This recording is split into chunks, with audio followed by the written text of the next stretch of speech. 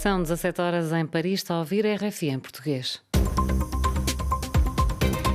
Neide Ribeiro. Em São Tomé e Príncipe tomou hoje posse o chefe de Estado-Maior das Forças Armadas, João Pedro Cravide, garantiu que na próxima semana vai iniciar o processo de reformas nas Forças Armadas do país. A Ucrânia atacou 2 bases aéreas russas junto à fronteira com drones, numa altura em que tenta restaurar a rede de eletricidade no país. No Mundial de Futebol a decorrer no Qatar, Portugal joga esta noite com a Suíça. A equipa das Quinas procura a qualificação para os quartos de final.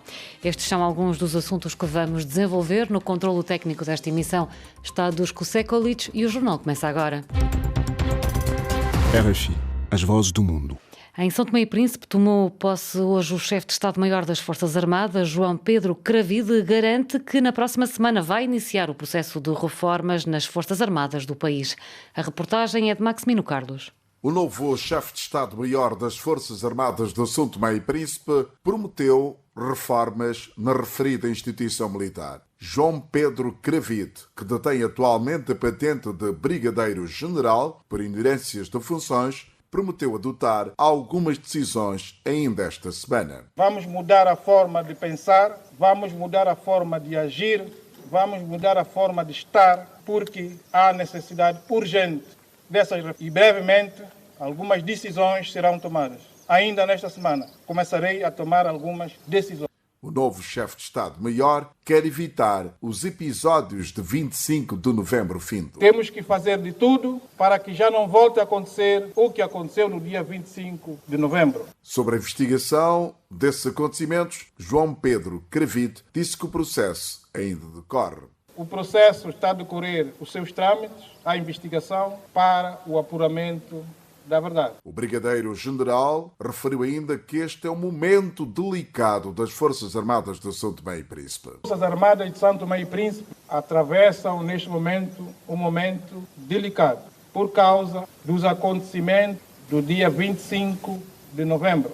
Esses acontecimentos abalaram a nossa instituição e, consequentemente, o país. Depois do chefe de Estado-Maior, ainda está por definir as restantes estruturas da sua hierarquia, apesar de alguns segmentos da sociedade exigirem a sua reestruturação face aos acontecimentos de novembro findo. Maximino Carlos, São Tomé, RFI.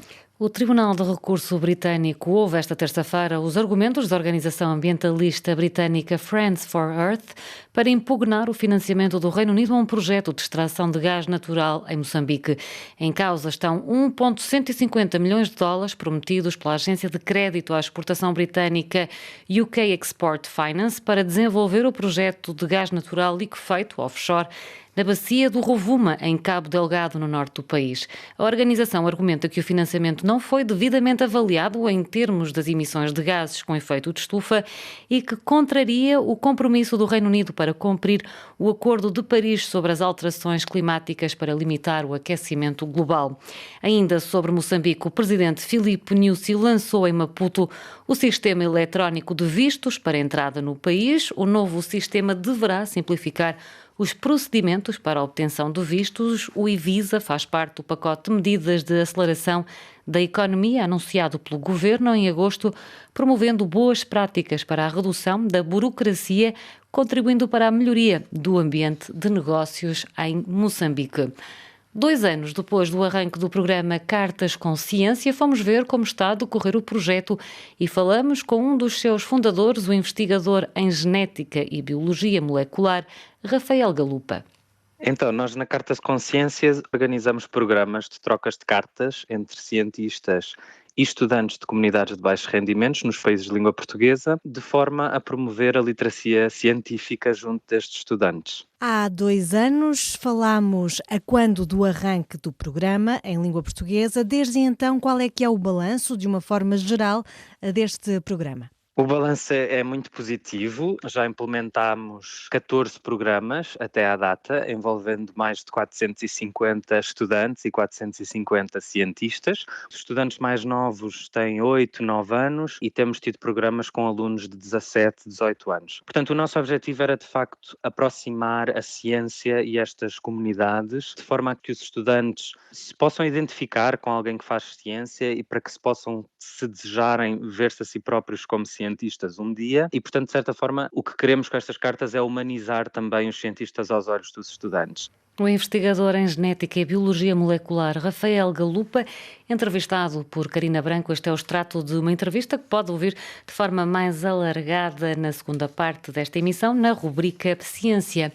As autoridades da República Democrática do Congo acusam o grupo rebelde M23 de ter provocado a morte a 300 pessoas durante ataques perpetrados pelos rebeldes junto à fronteira com o Uganda e o Ruanda. Do lado do M23, as acusações são negadas e o balanço é também diferente. O grupo contabiliza 8 mortos, vítimas de balas perdidas durante os combates com as milícias. Recorde-se que os rebeldes retomaram os confrontos contra as autoridades congolesas e conquistaram uma grande extensão territorial, aproximando-se da cidade de Goma. Depois da Conferência de Luanda, as partes tinham acordado com um cessar-fogo, mas 5 dias após, os confrontos retomaram.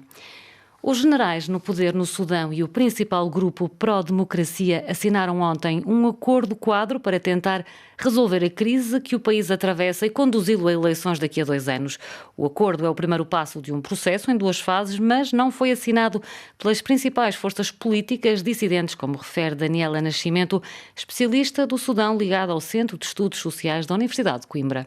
Não dá garantias de que efetivamente os diferentes movimentos políticos estarão envolvidos no processo que este acordo de alguma maneira inicia, não é? Portanto, o acordo em si não é o fim do processo, é o início, é uma tentativa de iniciar um processo de transição política rumo à estabilidade e de transição também rumo àquilo que é a passagem do poder para os atores civis e, portanto, de alguma maneira, iniciar um processo de transição política para que uma nova Constituição seja redigida, para que, efetivamente, haja um conjunto de estruturas, não é, de pilares estruturais que sustentem esse processo de transição rumo, idealmente, a um Sudão mais democrático, menos militarizado, não é? Portanto, em que o poder não esteja nas mãos dos militares, porque, efetivamente, esse histórico já existe e obviamente, não tem garantido a estabilidade política nem a paz que o Sudão, parte significativa da população sudanesa, espera.